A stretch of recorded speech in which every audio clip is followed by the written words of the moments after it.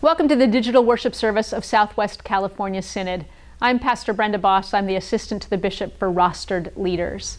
This morning, we are welcoming Pastor Cyndi Jones, who is a pastor in the Pacifica Synod to our south, and she is always working with congregations to help them become more accessible to people with disabilities. She has created this sermon to be used throughout the ELCA, and it's in celebration of the 30th anniversary of the passing of the Americans with Disabilities Act. Before we begin, I want to tell you a story from my own congregation. The congregation I served before I took this call was in San Clemente, and we happened to have a sanctuary that didn't have pews. It had chairs.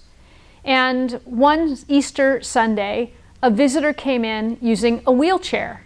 And because we didn't have pews, we could easily move a chair out for them to sit wherever they wanted to. About 2 years later, she decided she wanted to be baptized. Well, she needed to use a wheelchair, and our regular font was up on the chancel, and she wouldn't be able to get there. So we made arrangements to have a portable font brought in, and she was set to a place where she could wheel up to the font, lean back, and put her head in my hand, and I could pour the baptismal water over her. It ended up being one of the most intimate and trusting gestures I'd ever seen during a worship service, for this woman using a wheelchair to place her head in my hands before I baptized her. May all of our congregations be places that are that trustworthy for people with disabilities. May all of our congregations find out ways to lower barriers for access, for people to feel welcome, not stuck in a corner somewhere, not someplace where we have to twist ourselves in knots to figure it out, but a place where they can truly fit in. My congregation had some dumb luck, but we also responded as we could to the needs that she had to feel welcome. In today's sermon from Cyndi Jones, we will hear about that.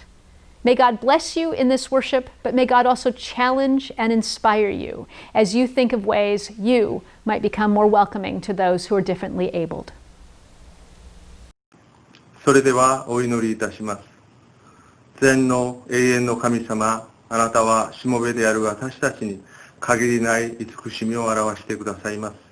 自分の力により頼むことのできない私たちを憐れみ深く裁き、御子が示した心の広さを持つことができるように育ててください。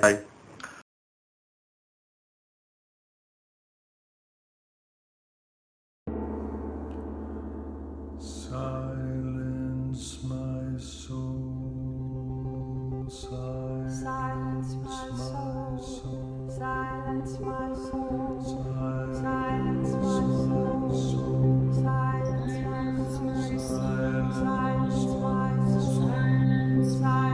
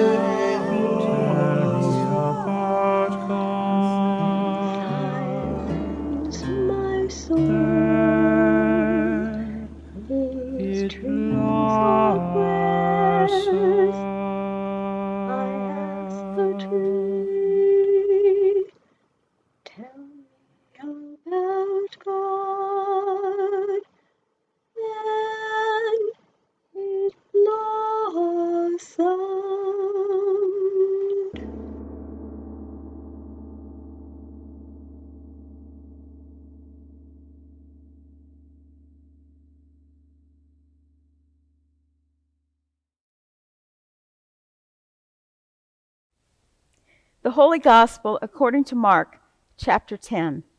Glory to you, O Lord. Then they came to Jericho. As Jesus and his disciples, together with a large crowd, were leaving Jericho, a blind man, Bartimaeus, which means son of Timaeus, was sitting by the roadside begging. When he heard that it was Jesus of Nazareth, he began to shout, "Jesus, Son of David, have mercy on me." Many rebuked him and told him to be quiet. But he shouted all the more, "Son of David, have mercy on me." Jesus stopped and said, "Call him." So they called to the blind man, "Cheer up, on your feet, he's calling you." Throwing his cloak aside, he jumped to his feet and came to Jesus. "What do you want me to do for you?" Jesus asked him. The blind man said, "Rabbi, I want to see." "Go," said Jesus, "your faith has healed you." Immediately he received his sight and followed Jesus along the road. This is the good news of Jesus Christ. Praise to you, O Christ. May the words of my mouth and the meditations of our hearts be acceptable to you, O Lord, our rock and our Redeemer. Amen. I'm Pastor Cyndi Jones. I'm the pastor for disability ministry for the Pacifica Synod. I want to thank Pastor Jonathan Doolittle and the people of Claremont Lutheran Church for opening their sanctuary for the taping of my sermon. And I especially want to thank Eddie McCoven for his generous gift of technological skill to make this video available. When someone lost their sight in Jesus' day, they lost more than their vision. They lost their status in society, their rightful place in the world, their voice. They were largely relegated to sitting on the side of the road begging, and that's exactly where we find Bartimaeus in today's reading, sitting by the side of the road begging. He had a pretty good location, right on the major road from Jericho. Everyone leaving Jericho had to pass right in front of him. As they say, location, location, location. So here in Mark's story, we find Bart, the blind beggar, sitting on the side of a very busy intersection, doing what he does best, paying attention to the people walking by. What kind of crowd is this today? What is this crowd going to be worth to me? Who's in the parade of people? Bart has been assessing crowds most of his life, so he has honed his skills. He knows that if he calls out too soon, he won't be heard. And if it's too late, they've passed him by and he missed his opportunity. Timing is everything in blind begging business. As Bart is listening, the noise of the crowd increases. They're getting closer. He hears murmuring, and one name kind of pops out, Jesus. Jesus of Nazareth. Several people say, Jesus, Jesus. Maybe Jesus is in the crowd. Then at just the right moment, Bart shouts out, "Jesus, Son of David, have mercy on me." Now he's done it. The people near him turn and tell him to shut up. Who do you think you are, calling out to Jesus? Stay in your voiceless, out of sight place. But on this day, Bart says to himself, "Today I will not be silent." So he shouts all the louder, "Hey, Jesus, over here!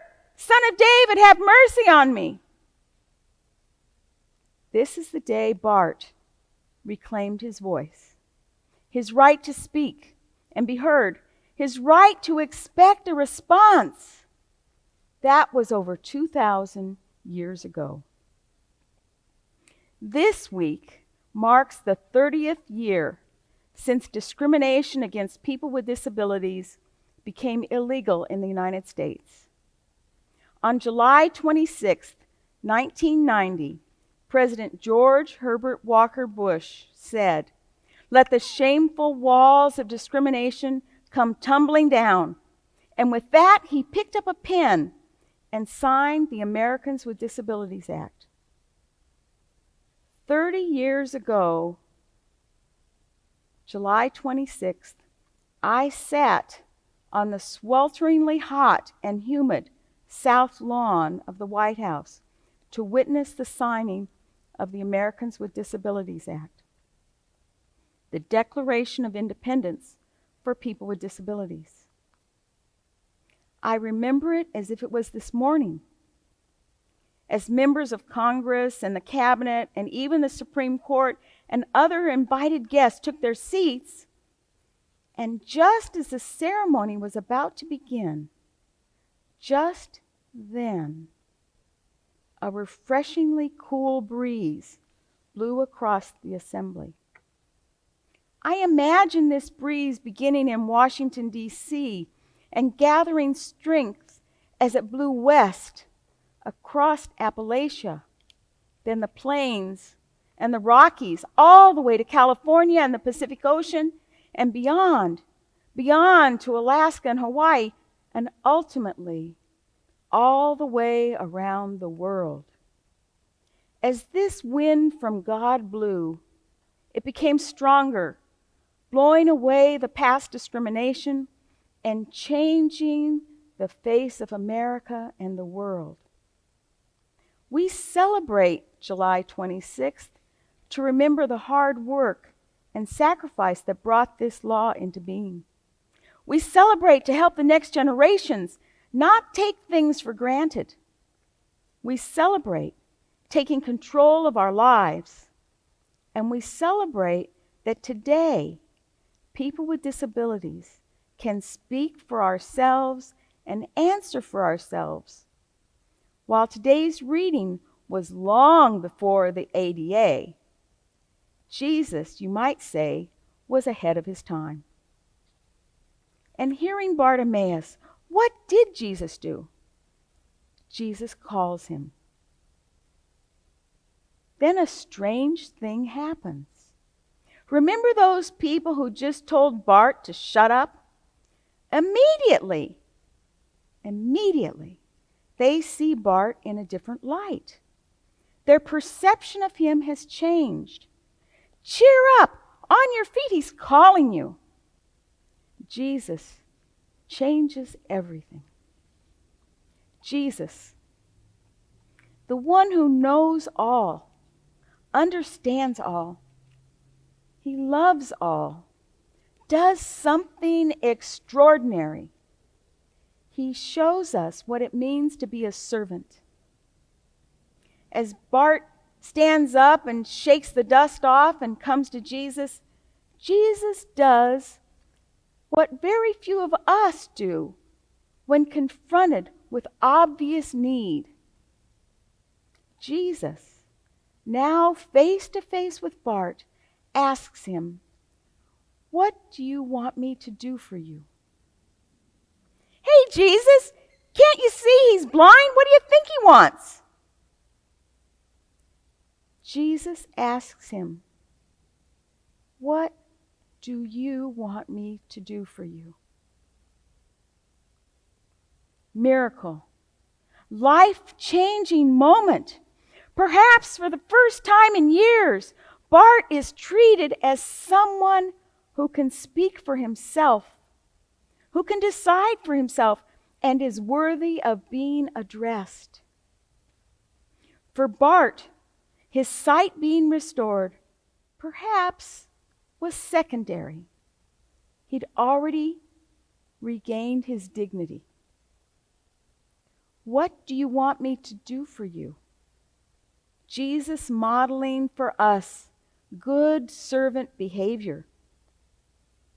Over the many years, as I was a publisher for a national magazine for people with disabilities, I received calls from all over the U.S. for all manner of things about disability. One call stands out because it broke my heart.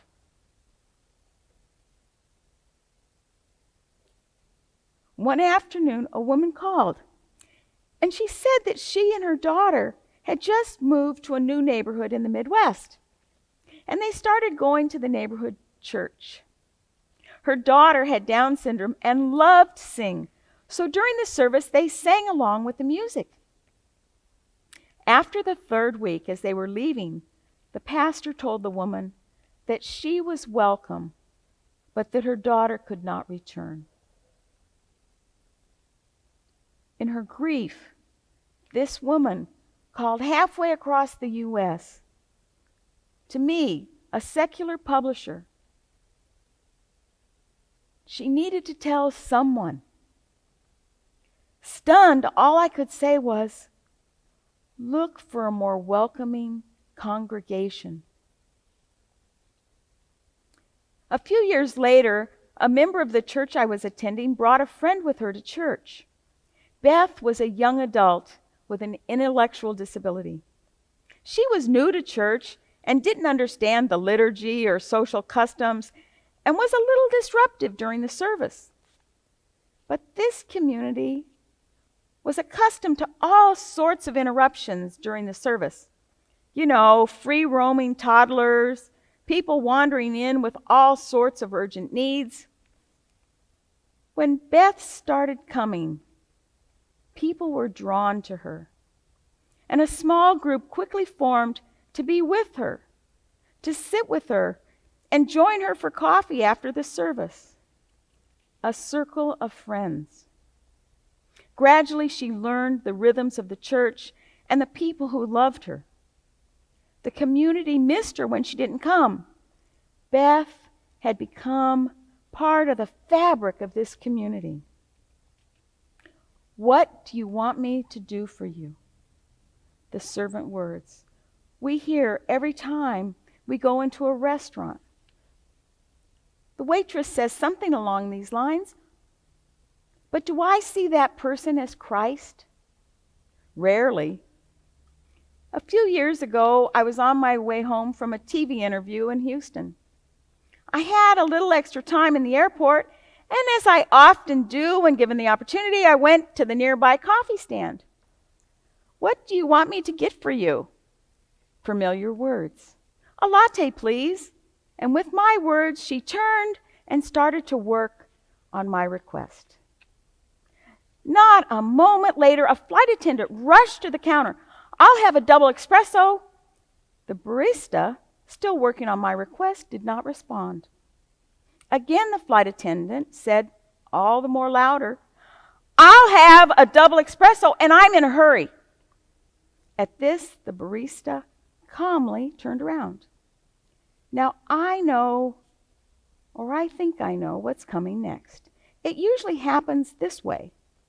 Because I have a disability, my time is perceived to be without value. She'll stop working on my request and turn to the person who is standing, the one whose time is perceived as more valuable. But that day was different. Excuse me, the barista said. When I'm finished with this customer's order, I'll be happy to wait on you. The flight attendant is shocked.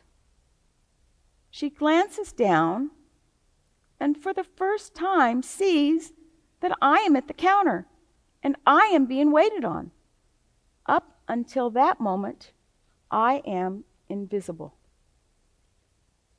The barista returns to finish my beverage and says, that'll be $4.25. It is, after all, an airport coffee shop, and I wheel away. And as I turn the corner and take a sip of my latte, I begin to weep. I still do.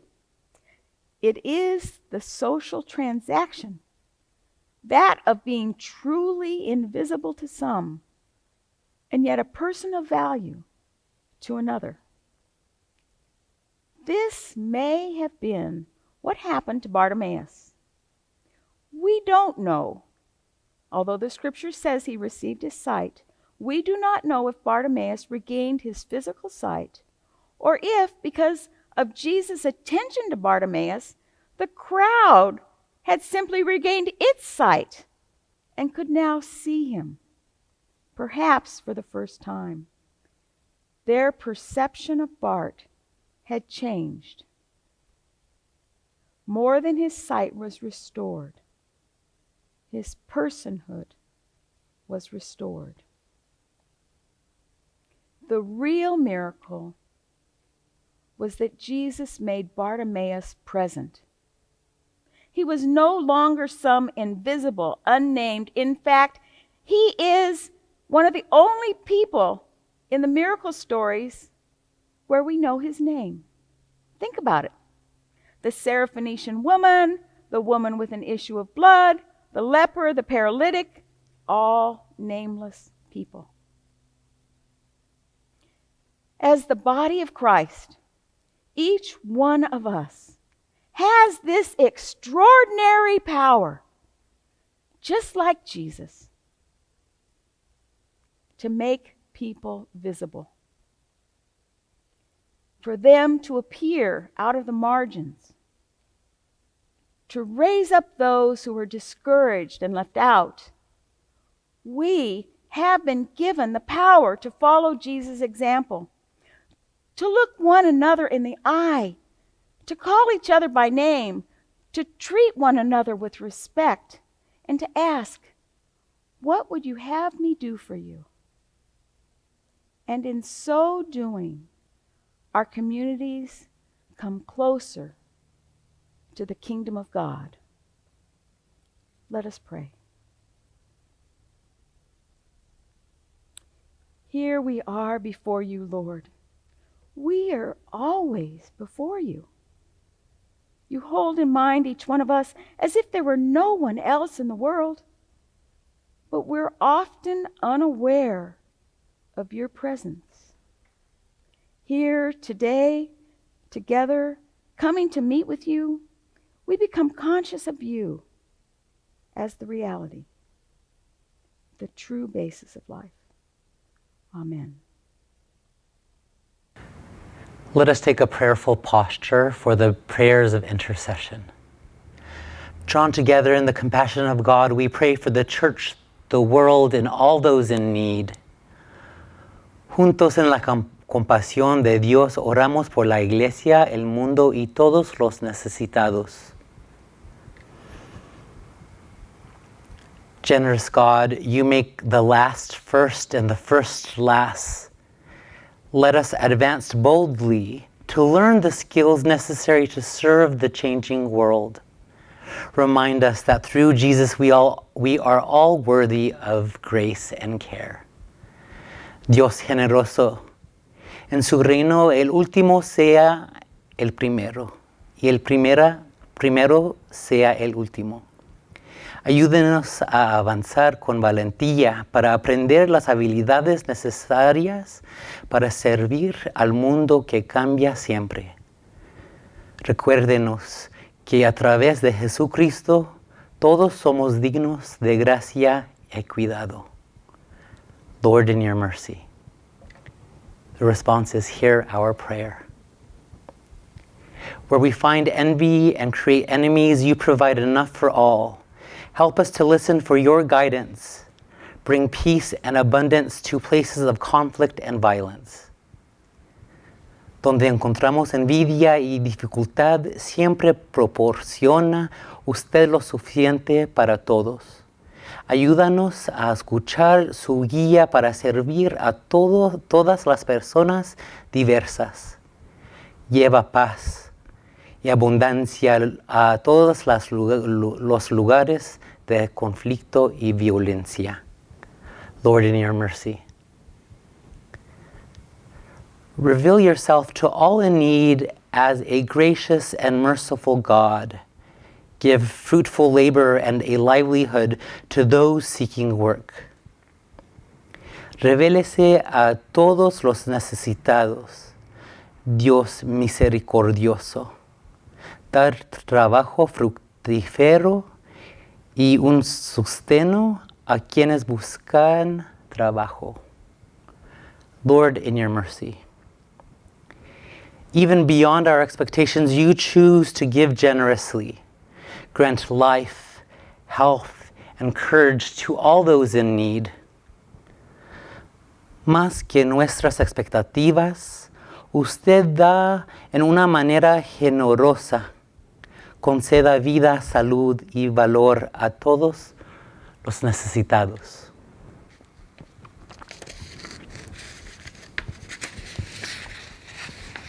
Lord, in your mercy, all these things and whatever else you see that we need, dear God, we entrust to your mercy through Christ our Lord. En el nombre de Jesucristo. Amen. Everybody reach into your right pocket and your left shoe, because I left some chuggas in there. Please join me in singing Chugga Chugga and dance along.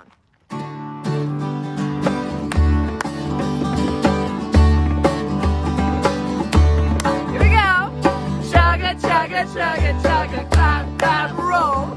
Chugga, chugga, chugga, chugga, clap, clap, roll. Don't you know there's a radical God? Don't you know there's a radical God? God's name is peace, peace. God's name is love, love. And God left the heavens above. And in case you haven't heard the word, there's a radical God. Chugga, chugga, chugga, chugga, clap, clap, roll. Chugga, chugga, chugga, chugga, clap, clap. Repeat after me. Let me tell you why.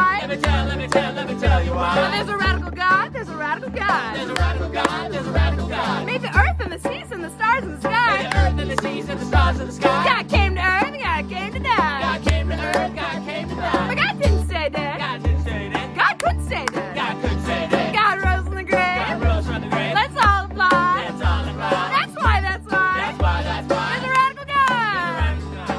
Chugga, chugga, chugga, chugga, clap, clap, roll. Chugga, chugga, chugga, chugga, clap, clap, roll. Don't you know there's a radical God? Don't you know there's a radical God? God's name is peace, peace. God's name is love, love. And God left the heavens above. And in case you haven't heard the word, there's a radical God. Chugga, chugga, chugga, clap, clap, roll. Chugga, chugga, chugga, chugga, clap. Really loud! Chugga, chugga, chugga, chugga, clap, clap, roll!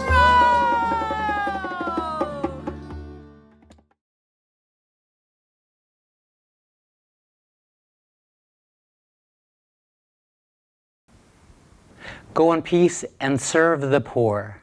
Thanks be to God.